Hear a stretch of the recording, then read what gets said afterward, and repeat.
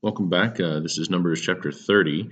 And I was going to look at doing 30 and 31 together, but in studying through 31 is a very long chapter and it's got a lot of difficult stuff in it. And so I wanted to give it its due diligence, give it its time. It's a separate concept. 30 and 30 is a standalone concept. 31 is a standalone concept apart from 30. So I didn't want to kind of jumble those two together when they really needed to have their own separate study, their own separate videos. And so we're going to do 30. It's going to be fairly short. And then we'll do chapter 31 another time. So anyway, we're going to go ahead and get started. Again, this harkens back to something that has already been covered in the book of Leviticus to an extent, but it's gonna give us a different look at it. It's about vows. It's about the taking of vows and the authority of vows and who can cancel them. Um, and some people might look at this a certain way. It's just going to be another one of those where they might attack and try to attack the Bible.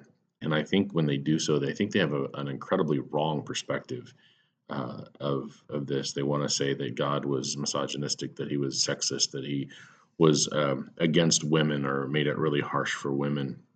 And I honestly think that this chapter is one of those really good chapters to show that God had a special place in his heart for women, that he was um, a little bit softer on them, that he provided for them things that he didn't even provide for the men.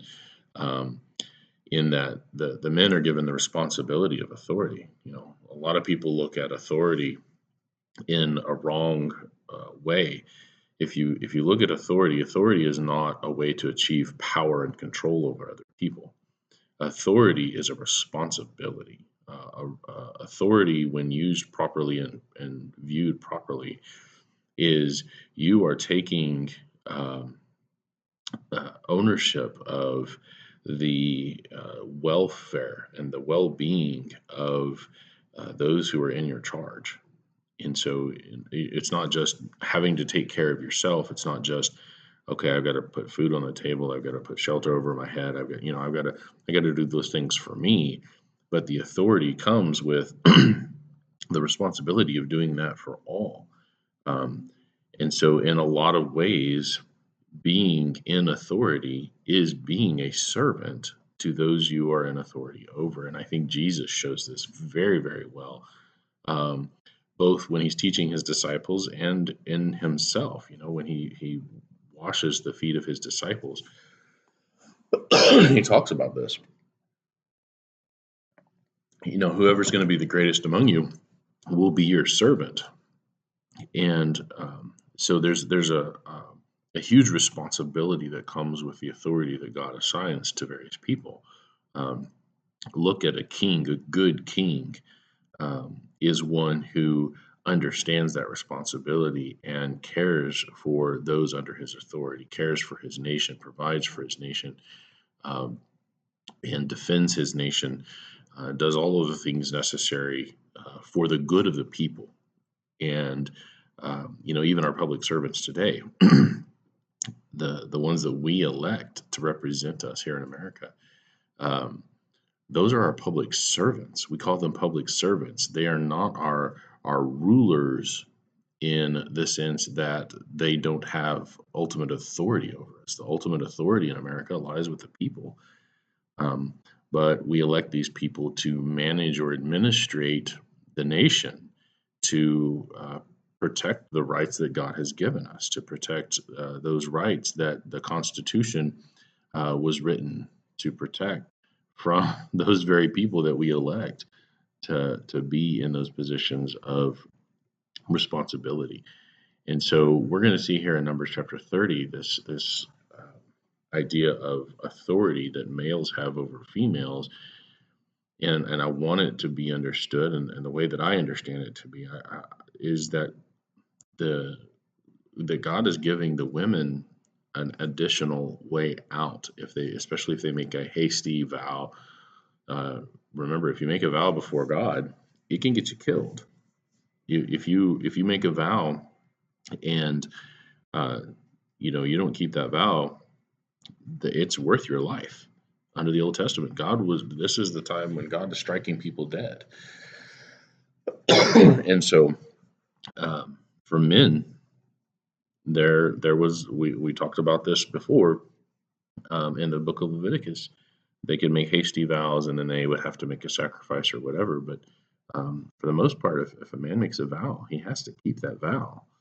Um, and I talked about how I don't do vows, I don't do promises, I don't swear oaths or anything like that, for a lot of the reasons that are explained in both the Old and the New Testament. But here I want to really focus in on this idea of authority. So let's get into Numbers chapter 30, and we'll start here in verse 1. Moses spake unto the heads of the tribes concerning the children of Israel. Again, we focus that this is for the children of Israel. This is not generic for everybody. Saying, this is the thing which Jehovah has commanded. If a man vow a vow unto Jehovah, or swear an oath to bind his soul with a bond. See, this is very important stuff here. He shall not break his word, and he shall do according to all that proceeds out of his mouth. All right? So if a man does it, if a man swears an oath, if he takes a vow unto Jehovah, he has to do all of it. He's binding his soul to it. So this is both a matter of spiritual and physical death that he's essentially putting up against this vow. That's intense. But listen, if a woman also vow a vow unto Jehovah and bind herself by a bond, being in her father's house in her youth, so we're talking about a young woman, unmarried, under her father's authority, and her father hear her vow, and her bond wherewith she hath bound her soul, and her father shall hold his peace at her, then all her vows shall stand, and every bond wherewith she hath bound her soul shall stand. So in other words, if the dad hears his daughter make a vow, swear an oath, make a promise, or whatever, and he hears about it, and he doesn't do anything, he keeps his peace. He's like, okay, and uh, the day passes or whatever, then the woman is required to keep the oath, just like a man. However, verse 5, if her father disallow her in the day that he heareth, not any of her vows or of her bonds wherewith she hath bound her soul shall stand, and Jehovah shall forgive her because her father disallowed it. So what you've got here is the dad. Here's the daughter make a vow, and he thinks that the vow is a foolish one. He thinks that maybe in the passion of youth or in ignorance or whatever, remember, he's got the responsibility over his family. And he hears his daughter make this vow or take this oath, and he's like, that's not a good idea. God has given him the authority, but really the responsibility of saying that vow is null and void. That I'm not allowing that to go through. And God says, your dad has spoken. I'm not holding that vow against you. That's cool in my opinion. A lot of people might want to say, well, that's just giving men authority over women. Well, yes, but you have to understand and see not only the responsibility side of that the father has to choose, because if he hears his daughter make a foolish vow and he lets her go through with it, he's choosing to let her deal with the consequences of making a stupid vow. And that's his responsibility for whatever outcome the daughter has to deal with. He allowed it to happen. So that's a great responsibility there. That's not about power and control, but authority and responsibility. It's about the dad being a good dad and keeping his daughter from doing something that could get her into a lot of trouble and face a lot of consequences. So there's a really good way here that God is saying, look, if the dad says no, I'm not holding that vow against her.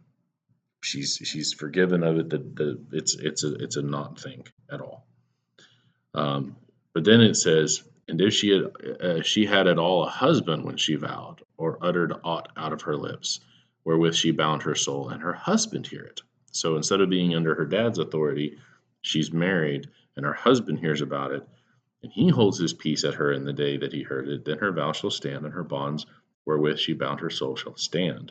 But if her husband disallowed her on the day that he heard it, then he shall make her vow which she vowed, and that which she uttered with her lips, wherewith she bound her soul, of none effect, and Jehovah shall forgive her.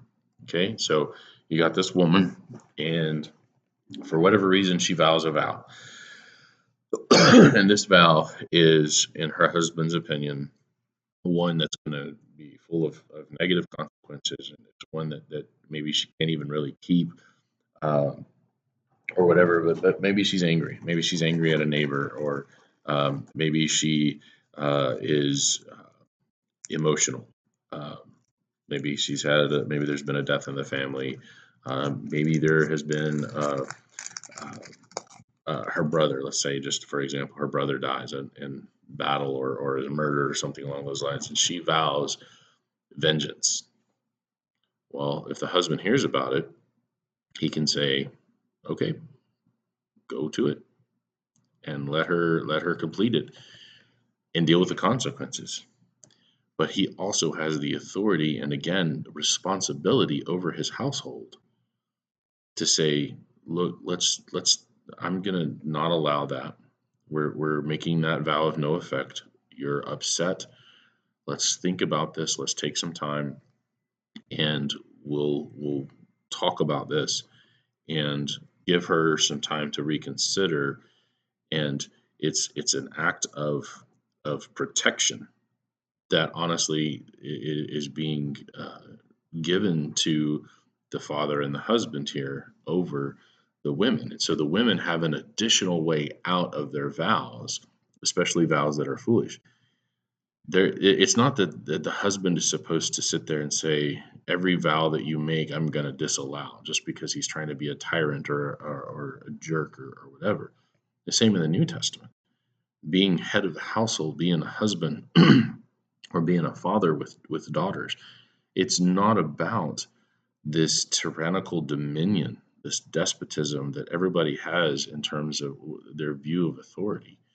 Um, if we look at it properly, and we look at the whole feminist movement, they want the same things that men have.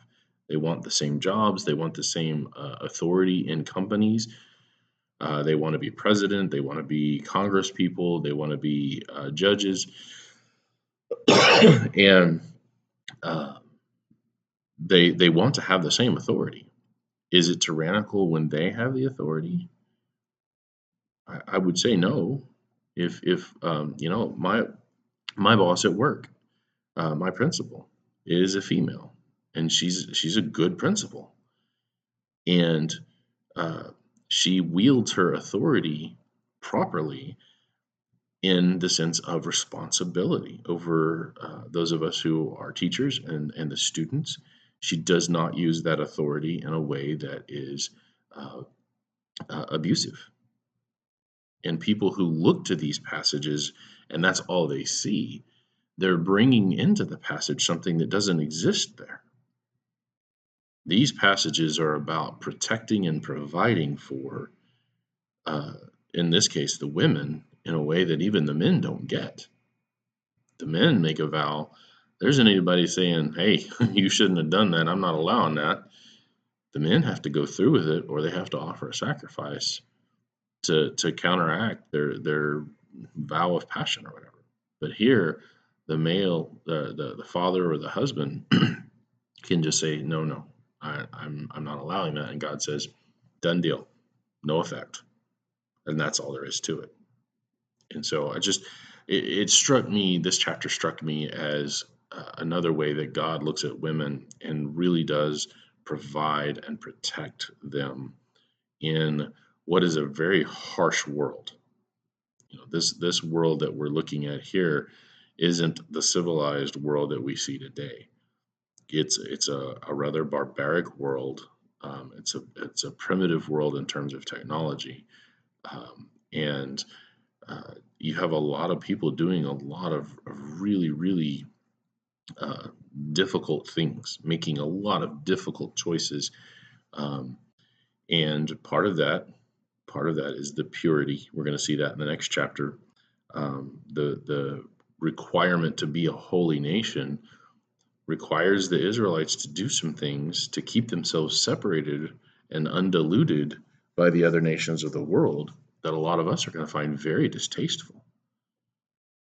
And so, and we'll see again in the next chapter. Again, God gives leniency to women that He doesn't give to males, and males of all ages. And so, a proper understanding of this chapter, I think, is necessary. A proper perspective of this is necessary. And if you bring in your preconceived ideas, if you bring in your crusade, if you come in at the Bible not to understand but to bring down, then you're not going to understand it at all, and you're essentially going to be arguing against a man made of straw. So, verse 9. But every vow of a widow and of her that is divorced, wherewith they have bound their soul, shall stand against her. So understand, widows, their husbands have died, or those that are divorced. Okay, remember under the law of Moses, Matthew 19, God says that Moses allowed them to be divorced because of the hardness of their hearts. So, her that is divorced, they don't have a man that is in authority over them. They've already been married, so they're not under their father's authority anymore. And their husband has either died or divorced them, so they don't have a husband in authority over them anymore. So they are fully responsible for their own choices. And so any vows that they make, they better think twice before they make them, because there isn't any way out other than offering the sacrifice, according to what Leviticus said. So their vow will stand. And if she vowed in her husband's house, or bound her soul by a bond with an oath, and her husband hear it, and held his peace at her, and disallowed her not, then all her vows shall stand, and every bond wherewith she bound her soul shall stand. Okay, so a woman makes a vow, and her husband hears about it. The day that he hears of it, and he only has that day. Now, that doesn't mean that the day she makes the vow. It's the day that the husband, maybe the husband's been off to war, and he doesn't come back for months. And so he comes back and he hears that his wife has vowed this crazy vow. The day that he hears it, no, absolutely not. And he disallows the vow, vow's over with.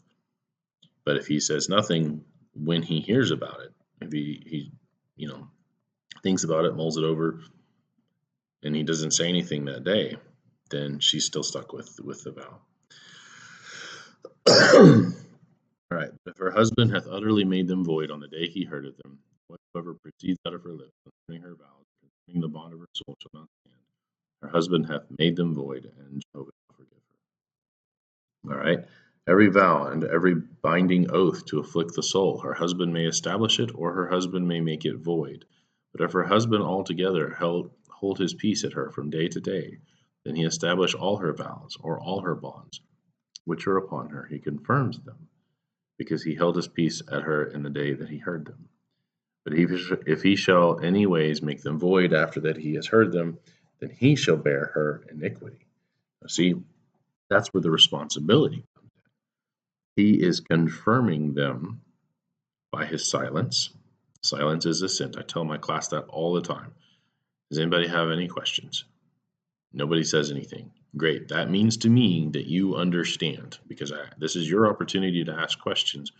By your silence, you are saying that you understand. We could talk about that. I'll talk about that a little bit more here in a second, but the confirming of them by his silence means he is the one that becomes ultimately responsible for them. And if he makes them void after he has heard them, then he bears the responsibility of what she did. He bears the responsibility of calling those vows void. In fact, it says, then he shall bear her iniquity. That's the responsibility for the actions that she has taken. In the case of um, needing to make any sacrifices related to her sin or related to her um, uh, passion, her choices, all of the things that have gone on, the husband is the one that's responsible. So this isn't a power trip. This isn't about control. This isn't about being a tyrant over the household. This is about the man in the garden was given responsibility over the household, over his wife, over his children, and he has to bear the responsibility of that. He has to bear the iniquity, and it's a heavy burden because it's not just your own burden that you're bearing; it's your whole family's as the head of the household. That and that's still true today.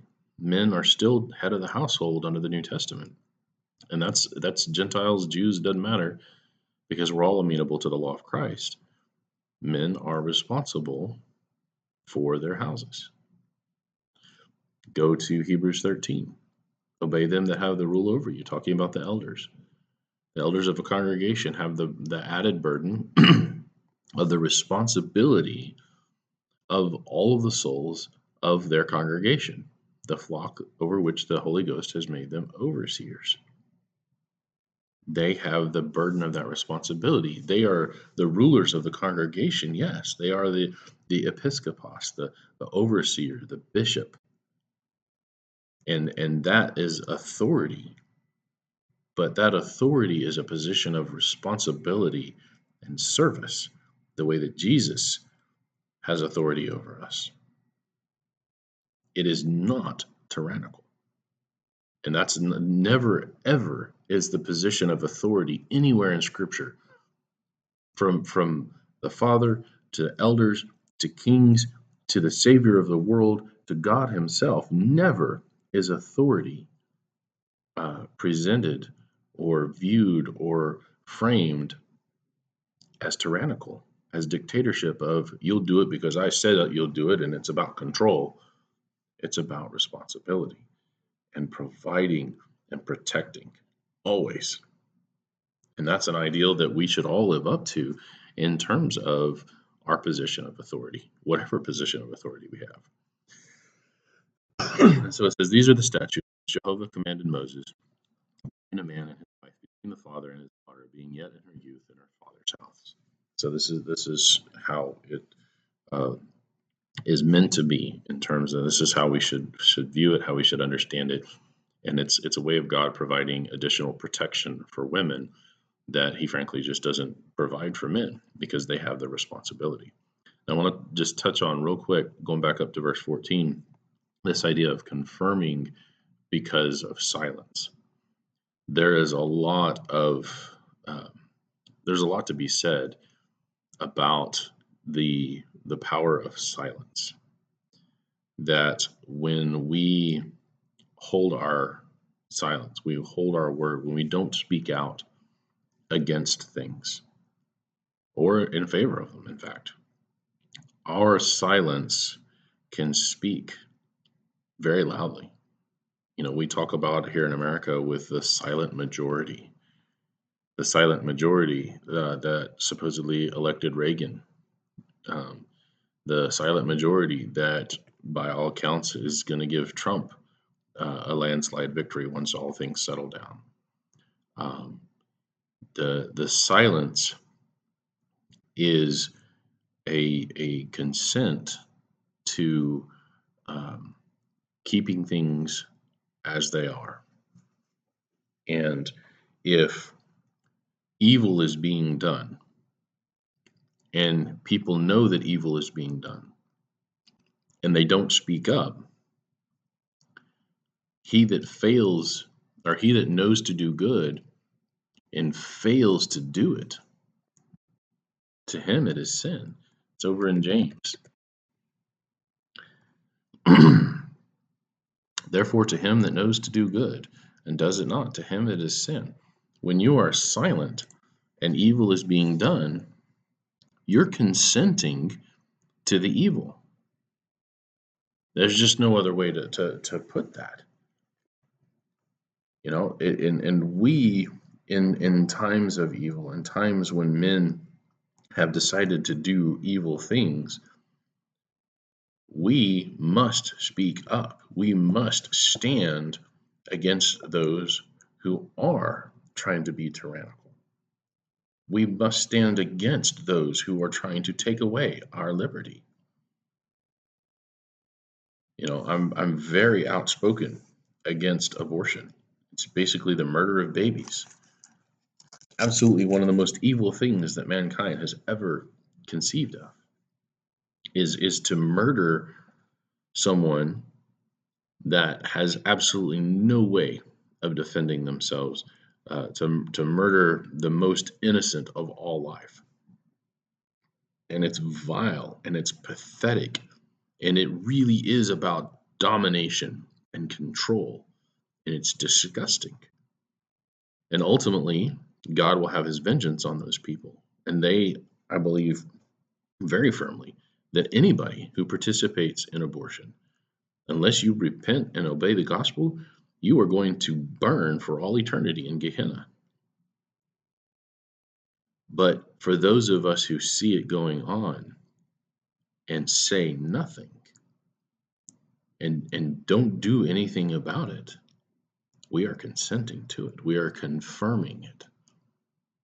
And I think that's a powerful lesson that's here in Numbers chapter 30 and verse 14. You confirm it when you hold your peace, when you say nothing. So be aware. Be aware. Here in a school, in my job, if you see something, say something. If you see bullying going on, if you don't speak up, if you don't try to stop it, if you don't let an adult know, however you need to deal with it, deal with it. Do something. Act to try to stop the bullying. It's just a common sense thing that people should know. Don't sit there and ag it on. Don't sit there and participate. Don't sit there and be silent. Speak up, because if you don't, then you're taking part in what's going on. And I think this is a principle that's true here in the Old Testament. I think it's a principle that's true in the New Testament, which I've shown.